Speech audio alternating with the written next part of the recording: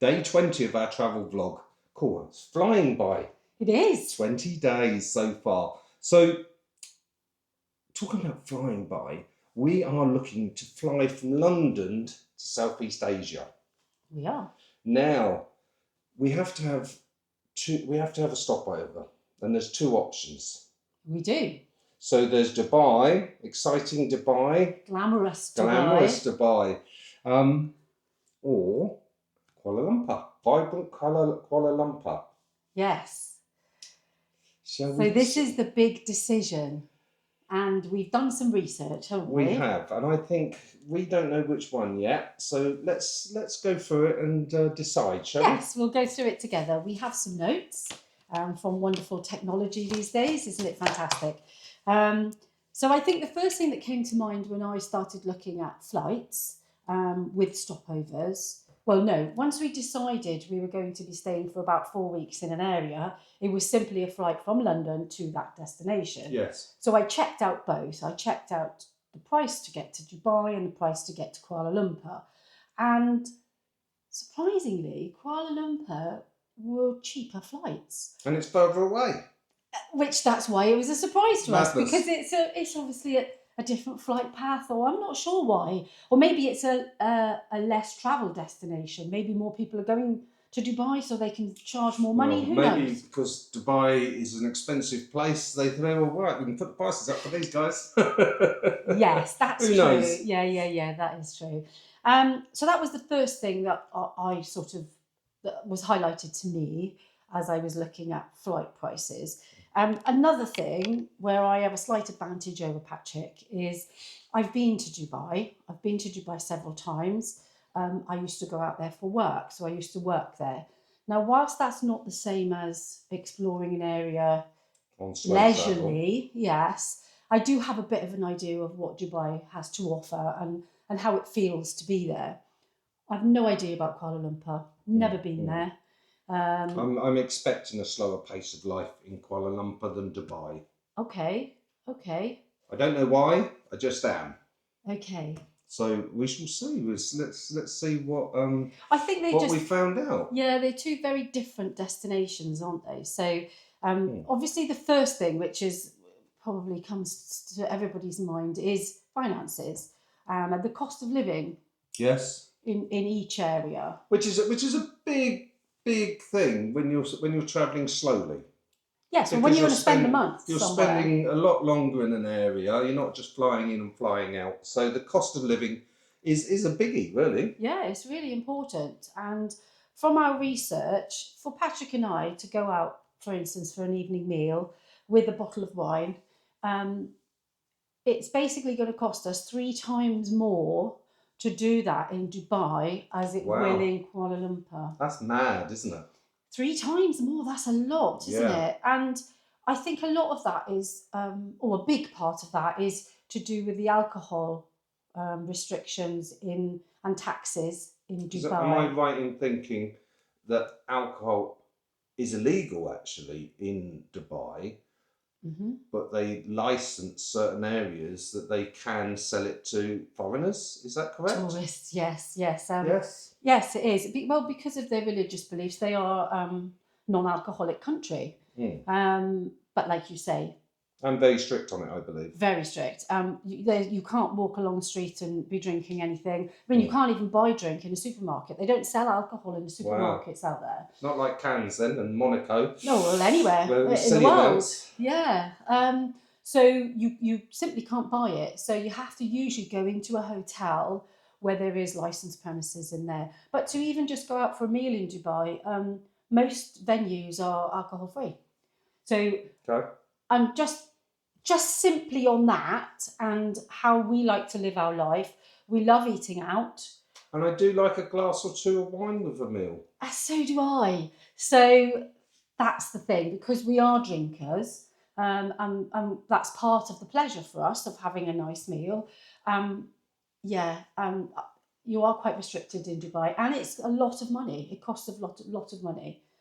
So that was a biggie. So what else is there then apart from money? Well, obviously, your rent costs are going to be much more. That was just if you're going out for a meal. Everything is more expensive there. The shopping malls are out of this world. Nothing like I've ever experienced before. They're enormous. I mean, So it's a must-go place to see for a day or two. Would you say that? I would have it on a bucket list. I definitely would if you've never been, because it is just the only way I can explain it and how I felt when I first went there was wow. Wow. It was. What can I say to that? Yeah, Wow. it was wow. And I've since then always called it the Sparkle City Yes. because it is so opulent and it is so much money's been spent on it, and it's built for that purpose. It's built for the wealthy. It's built for it's the wealthy's playground. You know, they have wonderful marinas there, and it's just everything is supersized. And you know, it's got the largest building in the world, Burj Khalifa. You know, amazing fountain shows, and in one of the malls there, they actually have an indoor ski centre. I know, I've heard. I have heard. I've had to kneel and watch people skiing. Yeah. That's how crazy. In one of the hottest countries in the world. In a desert. Yes. I mean, only they could do that and pull it off. Yeah. And it is spectacular. And yes, you're right. I think it should be on everybody's bucket list destination, just as an experience, you know, to take it all in. If you've been to Dubai, what did you think? Love to hear. So do comment below if you've been to Dubai. Yeah, and you know, there's lots of positives for Dubai. Like I said, it's a very wow factor venue. Okay, but we're getting back to costs. Mm-hmm. Let's get back to where we were, and that was costs. So we're talking going out's expensive, rent is expensive. Yes. The basic costs of living are expensive. Is that what you're saying? Restaurants, we're talking food, anywhere, even buying food for yourself, it's expensive, is it? Everything is more expensive there. Okay. Everything costs more money. Now, if you are an expat working there, which you bump into many of them, they can offset a lot of those costs with their tax benefits. Yes, because they're not being taxed. Exactly. Depending on the area that they're in, apparently. Yes, or it's highly subsidised. You know, you've been paying a nominal amount of tax compared to most places around the world. Yes. So they can sort of offset it. But for our situation, it's not going to make any difference to us. No. Because we can't claim any of those savings because we are just visiting. So those costs are real. And we would have to suffer. And we haven't got anybody paying for us, sadly. No, that's it. So on the cost front, I think Kuala Lumpur's winning at the minute. It's winning at the moment, yes. But like you say, for a couple of days or a week's holiday, lovely, just to see the place. Oh, yes. Okay, so climate. Now you'd think, wouldn't you, that actually they're just both going to be hot. Yes, but it's a different type of heat, isn't it? It's a completely different type of heat. And again, through my own experience of working in Dubai, I have asthma. And sadly, I did have an asthma attack on one of my work trips there because there was a sandstorm. For the dust. That's quite common, obviously, because it is a desert. So it's a very dry heat. It's a very, very dry heat. And it's so intense. You're talking 40 to 50 degrees centigrade. So if you do suffer, from if you're having breathing difficulties in any form, it's something to really consider before you go, if you do decide to go to Dubai. Oh, absolutely, because it's something that I didn't even consider. I just never would have considered it. Didn't cross your mind, No, not at all. And being a very bad person looking after myself, I didn't have my asthma medications with me. Oh, no.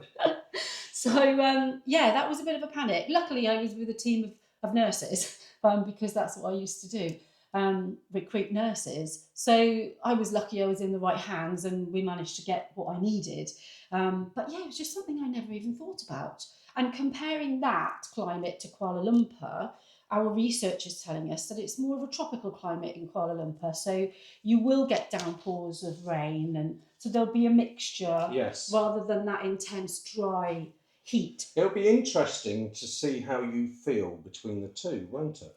It will. The two heats. Yes, it will. And take notice of that and make sure I take my asthma medication with me. Yes.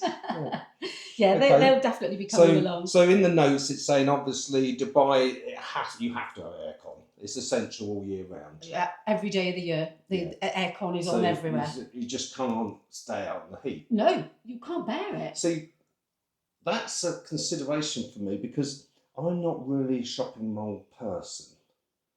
I do like to go for a walk. Yes. And from the sounds of it, that could be a bit of a challenge. It would be a huge challenge, especially at particular times of the year when it's the hottest. So climate is a massive thing to consider when you're Yes. looking at slow travel then. Well, and even when I was back in my work days, we would plan our trips so we avoided this somehow because we just couldn't have coped in that heat. It was too much. Yeah, we just couldn't. So on the notes here, it says it can get 40, 50 degrees. Yes. I mean, that's mad. Yeah, it is. So what about Kuala Lumpur then? So it's got, I think it's got more greenery and jungle vibes about it, hasn't it? It's not extremes, is there? Well, it's not a desert for a start. But don't they have monsoons and stuff like that there? Well, yes. Heavy rain. So you'd make sure you didn't go in those times. In the rainy season, yes, which we've obviously checked that out. Yeah. But I think what it means is that it's going to be a different landscape. So we can go for walks and we can... Well, I'm hoping so. Yeah, we can enjoy the countryside. I do like... And the greenery. I do like that. Yes, you know, one thing I love about the UK is the countryside. I mean, it is stunning. Yeah. You know, on a summer's day. Yes. It's just beautiful here. Yes, it is. Yeah. Yeah. So, again, on that note, for me, even though I've not been yet, I think Kuala Lumpur is sounding a bit nicer for the climate. Yes, it's sounding better for me because I'm pale skin. So although I do tan, it takes me a while, but I have to be careful in the sun. Yes. And I burn easily. So again, something to consider on your slow travel. Yes. So next we looked at the cultural differences and the sort of social life that you might get in both of these cities. And Dubai, from my own experience as well, I'm talking here, can be very strict. It is a Muslim country and they have very strict rules. Yes. And quite often people don't know what those rules are. So yeah, we don't understand them so much in the and West, they're not well do we? advertised. And unless you're Muslim, obviously, and yes. then you understand very well. But most Westerners who aren't Muslim wouldn't understand those cultural. Yes. What's the word I'm looking for? Strict. It's not strict. It's a cultural. Well, it's the expectations. Yeah, expectations. It's the expectations of how you behave. For instance, their trams there and their public transport and trains, they have separate carriages for women. And if a man is found in that carriage, he'll be arrested. And also, when you're crossing a street in Dubai, if you don't wait for the lights to change so that it allows you to cross the road, if you're caught crossing by a police officer, you'll get arrested. It's things like that where they're very strict and they expect people to adhere to it. And someone like me wouldn't consider those things. Yes. Because you're just on holiday. Yeah, and well, unless you're told as well. Because like I said, a lot of these rules and regulations, it's the expectations where they're not actually widely known to most people from around the world. But having said that, Dubai is full of multicultural people because lots of people go there to work. And I suppose they turn a blind eye to a bit. To a degree because we don't know those rules. Maybe you've been caught out. Maybe you found something anywhere in the world where you didn't consider and then it was pointed out to you that it was legal. Love to hear again in the comments. Yeah, always happy to hear from you. Yes. And I think comparing that to Kuala Lumpur, our research is telling us that even though it's multicultural, it's a different type of multicultural. Different vibe. It's a lot more relaxed, apparently. Well, we don't know because we've not been. No. This is just the research telling us. Kuala Lumpur's a lot more relaxed. So, what do you mean by that? Do you mean that Dubai is more formal? Definitely. Okay. And I would say, if I dare to say it, it's a bad thing to say, but it's more upper class. It's more there's higher expectations of how you dress there. And so it's not upper class as such. It's just it's a different culture. Yes. It's that simple. Yes. And whereas I think from our research, Kuala Lumpur is much more relaxed in in what you'll probably be allowed to wear into a restaurant, for instance, or Okay. a club. Yeah. Or See, that's quite strange because I quite like wearing, say, a sports jacket and a shirt. yeah, yeah, And dressing up for a nice restaurant. But at the same time, I do like to wear a t-shirt if I'm just popping in to a restaurant for a snack. yes, yes. So it is quite interesting, isn't it? Again, these cultural differences are important to look into, aren't they? I think if you're going to spend an extended period of time somewhere, it's the least you could do really is to try and find out a little bit about it, Yeah. so that you are respecting that country. Respect because it and live by their rules. You are just visitors there, Yes, and, totally and it's agree. bearing that in mind. Yes. And obviously, what you can't forget about Kuala Lumpur is the street foods. Apparently, I'm so looking forward to full that. of street food, Yes. and markets, and maybe more of that livelier vibe, I suppose. Whereas Dubai is very top-end shops, spotlessly clean streets, Yes. massive malls. Right. You know, I see. it's all very dare I say clinical. Yeah, sometimes it can feel a bit clinical. Mm-hmm. Whereas I'm imagining Kuala Lumpur will be a bit more relaxed, or a lot more relaxed. Okay. But a bit more rugged. Yes, I think so. Okay. That's the feeling I'm getting. It'll be interesting. And it'll be interesting to find out what kind of foods, on the street vendors, and the varieties. I've heard some crazy stuff. So like certain insects and that, which I won't be trying. You never know. No, I won't. I won't be. No, I'm not going to try. It's just not my cup of tea. The thought of it is not for me. And do you know what my go-to will be? For those of you who already know, I have celiac disease, so it'll be, oh no, I can't have that because I can't take the risk. Yes, on the street vending. Yes. So that's going to be exciting. I'm really looking forward to the flavours, and any South Asian food that I have tried in the UK has been really appetizing, and it sort of sings on your taste buds. It does, kind of thing. It does. Yeah. So I'm really looking forward to seeing how vibrant and how different it is there to here.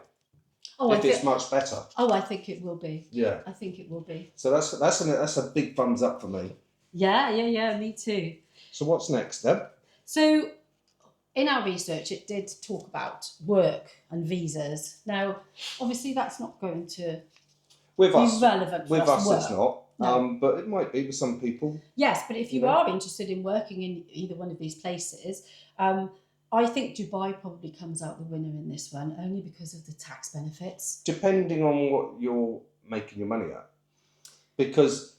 Well, if you're on salary, there's higher salaries. We're talking slow travel here. We're not talking residency. No. This is what I was just saying. If you are thinking of going to work in either of those destinations, this would be relevant to you. It's not relevant to us. Not as a non-resident, it wouldn't be.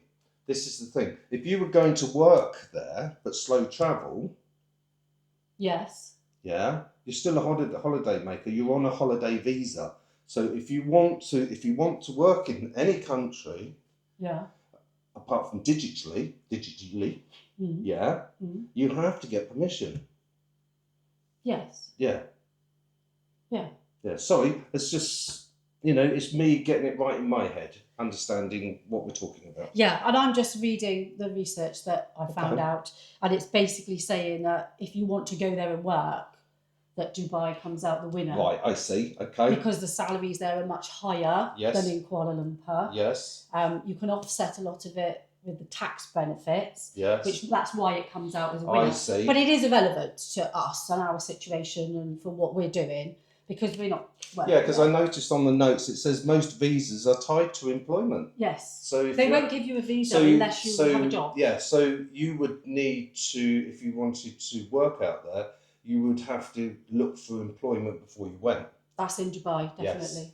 But obviously, most people like us are either investors or they work from a laptop. Yes. So they've got that freedom, because that's what this channel is all about, is the freedom lifestyle. Yes. Rather than going somewhere to work. To work, yeah. Although you can, obviously youngsters especially work in bars and things like that Yeah, as yeah, they yeah. travel around the Yeah. world. I've known people work in Dubai lose their job and be deported. Wow. That happens often.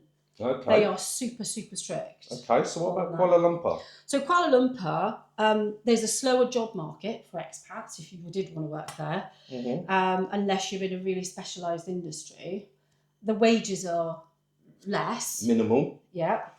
There is a growing digital nomad and startup scene going on out there at the moment, apparently. Okay, so a lot of people going and setting up their own businesses, buying their own restaurants, maybe hotels, or working from a laptop. Yes. Okay. Yeah. Or I suppose if you're retired, you can get a second home in somewhere like Kuala Lumpur and get a visa, a residence visa as a retiree. Yes, I believe so. So that brings us on to lifestyle and quality of life.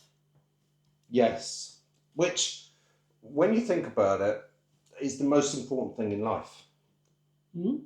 Yes. Your quality of life and who you share that life with. And and what type of lifestyle you want to be living. Yeah. So as we've touched on earlier, Dubai is quite fast paced, and it's very business oriented, and you'll see people in meetings in restaurants and they're in suits, and that's quite commonplace. Because it's aircon everywhere. Because it's aircon everywhere. The taxis are all aircon. Well. The public transport is aircon because you would melt if it wasn't aircon. Yeah. So you step out of your cab to get to your hotel, and by the time you reach the front door of the hotel, you're drenched. That's mad. That's how hot it is. That's mad. So it's more fast paced. And it's highly developed. And like you say, public cleanliness, which you've touched on before, impressive infrastructures, which you've touched on before. Yeah. I mean, I've seen it on YouTube and it's wow factor. But like it says here, can feel artificial. Did you feel that way? Yes. So what made you feel that way? Because for someone like me, it was just a bit too much. I just found it Was it too in your face? Oh yeah, all overwhelming, too blingy, too sparkly. I mean, the buildings literally light up at night, and some of them sparkle, and they do like light shows. I mean, it's incredible to see. Yeah. But it's just it was too much for me. Yeah. It was just too much. Too much to live in. I think so. Okay. Yes. Okay. Yes, for me, just for me. So with Kuala Lumpur, lifestyle, quality of life, why would we go? What would we go on the Kuala Lumpur side? Well, apparently it's a more laid back way of life. Yes. Which is more the vibe I'm looking for these days. Yeah, definitely. As I'm getting older, particularly. Yeah. But at the same time, if you are working from your laptop, or you're investing, or working out, from outside the country as such, what you've got to remember is that you can still have that drive and everything, but when you have got time out in Kuala Lumpur, it's very laid relaxed. Back. Yes, and as it says in our notes here, it's still very well developed. Yes. It's not an underdeveloped place. I always remember the two, what was the name? I don't know if you can remember the two towers that were yesterday. One of the highest buildings at one time. Yes. And I think it was a James Bond film. Yeah, the twin something, I think they're called. So I'm looking forward to going and seeing stuff like that. So obviously it is well developed. Yes. To have that kind of infrastructure. Yeah, there's a terminology here which actually makes me smile, where it says it can have some urban chaos. Now I wonder what that urban chaos is going to look like. Infrastructure. I wonder what the urban chaos is and whether we like it. Yeah, maybe you know and you can tell us. And a biggie for us, I think, that our research picked up on was that it's closer to nature and it's more walkable with local neighbourhoods. See, I like that because you get to meet people. If you've got to go taxi to taxi, or That's taxi to hotel, the only way you can get around Dubai, then I think you're missing out on a lot of culture. You're missing out on meeting wonderful people. Yes. And seeing the raw country. Well, the real place. Yeah. I totally agree with you. So again, Kuala Lumpur's ticking that box, I think, for both of us there. Because I know, I'm living proof, you cannot walk anywhere in Dubai. There is no leisurely strolls anywhere. And even if you did, you'd just be going past skyscraper after skyscraper after skyscraper with no shops, there's nothing to pique your interest along the way because they're all in the malls. Yes. I have to diverse for just for a second. I think that's the right word, isn't it? Go off on a tangent. Yes. I was in Sweden a long, long time ago.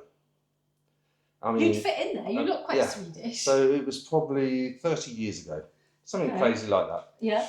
So I know I don't look that old, but so about 30 years ago, and I was staying in one of the lakes in the middle of nowhere, and it was just forest and forest and forest. Loved it. There was a big gang of us that went, and I woke up one morning and decided to go for a walk, because that's the sort of thing I do when I'm on holiday in the UK. I'll just go for a wander, I'll go and find a shop, I'll go and get a paper, or I'll go and get a drink. Yeah.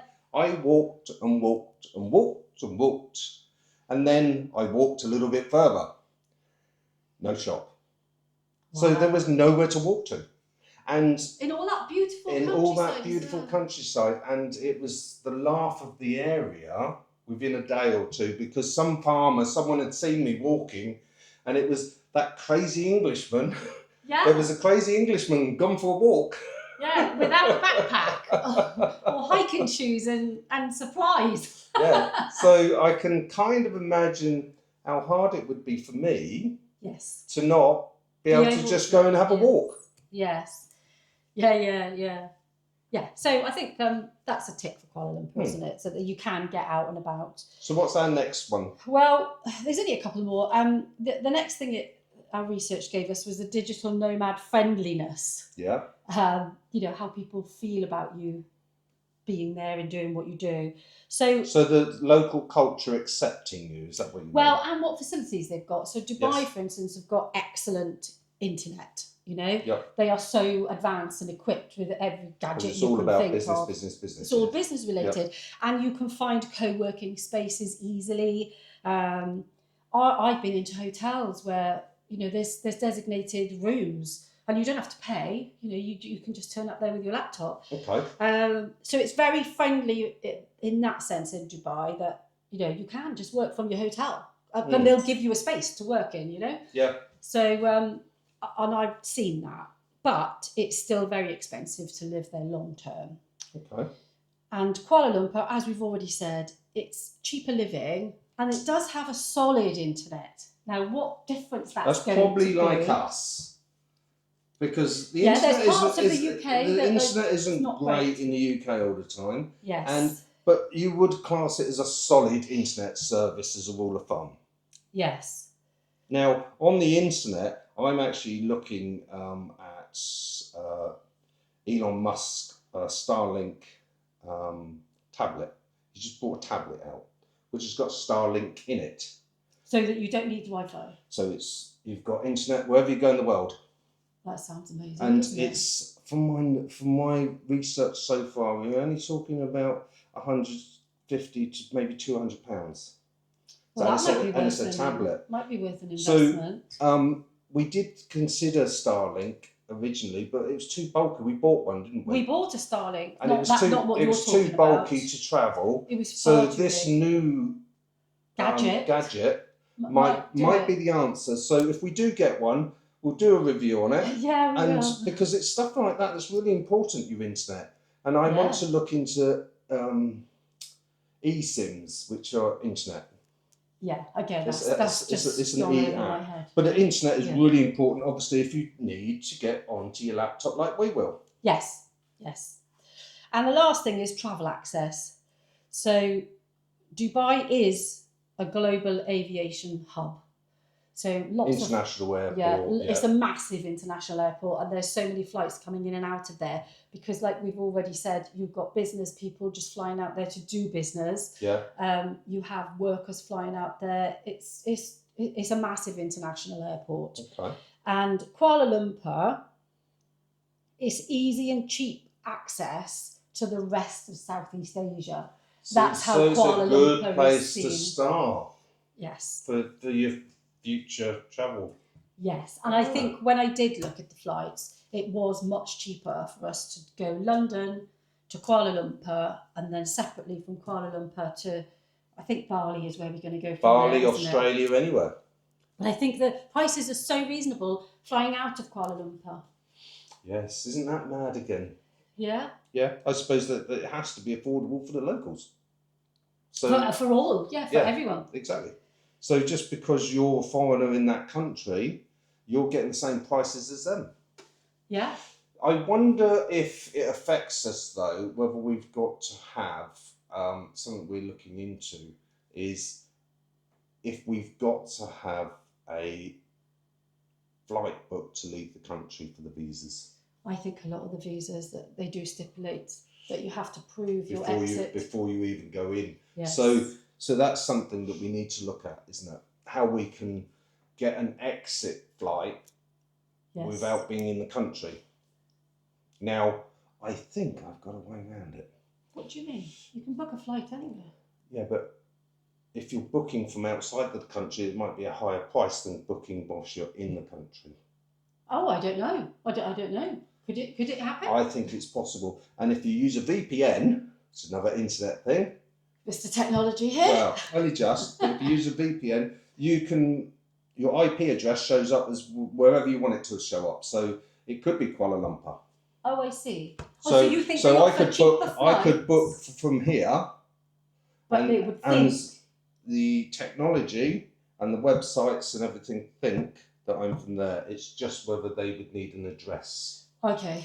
Well, we'll look into that. We'll find out a bit more about that. So the upshot of all of the travel access was that the winner for regional travel is Kuala Lumpur, but Dubai is also a winner on that front because that one is better for global travel. So it depends where you're going. Well, yeah, okay. But that's the verdict that our research has come up with. Yes. What's our verdict? Well, our verdict is because we are moving on to Southeast Asia, it fits our plan, our itinerary. So Kuala Lumpur would win again. So it's Kuala Lumpur for us, isn't it? In case you hadn't guessed that by now. What would be the right one for you? Yeah. Would you want Dubai or would you want Kuala Lumpur if you were taking the same journey as us? Or would you switch it up? Yes. And would you make a compromise and say, I really want to go to Dubai, but because of the costs, let's just do a few days just to experience it. Yeah, to see and then move on. Or would you say, no, actually, I'd rather have the 4 weeks like we're doing and really research and get to know Kuala Lumpur? Yeah. Or if there's anywhere else you think would be a better route to get to Southeast Asia, please do comment below. Don't forget to subscribe if you wish to join our journey. We're doing daily vlogs all the way up to us leaving the UK. We will probably do daily, maybe every other day when we're travelling. Yeah, we'll have to wait to see that one. And we will be doing videos of experiences. Yes. Yeah, because that's what it's all about. It's having the experiences. Yeah. And we'll share it. And there'll probably be one a week or something like that. I think to be realistic, yeah. For because obviously we have to edit them and everything, so it takes us time. And we want to enjoy our journey. Oh, that's the whole point. Yes. Yeah. That is the whole point. So we'd love for you to come along with us and share our journey with us. So do subscribe. Yes. And drop comments below because we'd love to hear from you. And as we say in most of our videos, we're looking forward to becoming friends with our new YouTube family. Yes. Would you say that's it for now? I think that's definitely it for now. So, okay. Until next time. See you. Bye. Bye-bye.